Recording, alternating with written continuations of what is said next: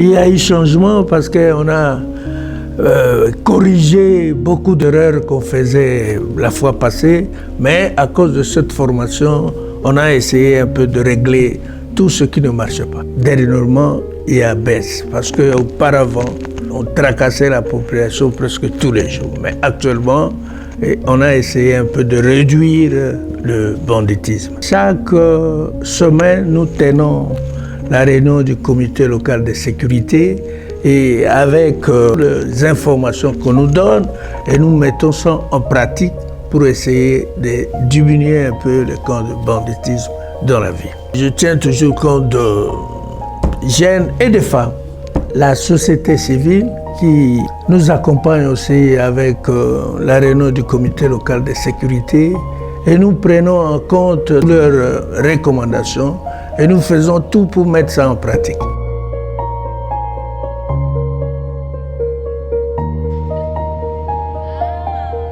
Après plusieurs plaidoyers et sensibilisations, plusieurs recommandations, nous avons compris que les autorités ont finalement compris qu'il y avait un besoin de faire participer tout le monde aux questions sécuritaires. Nous y participons comme d'abord organisations féminines et membres de la société civile, comme des accompagnateurs des victimes de certaines violences et des survivants des massacres, parfois des déplacés. Alors, certaines réalités, nous les connaissons. Nous nous félicitons de faits qui sont d'abord prises en compte. Parce qu'avant, c'était difficile qu'on prenne en compte ce que les femmes disaient.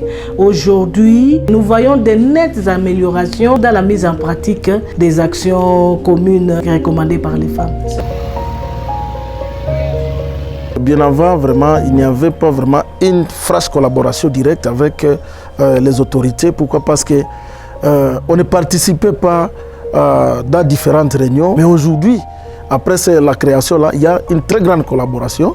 Et donc, ça donne directement des résultats qui sont palpables. Les jeunes sont anglais. Pourquoi? Parce qu'ils doivent s'approprier.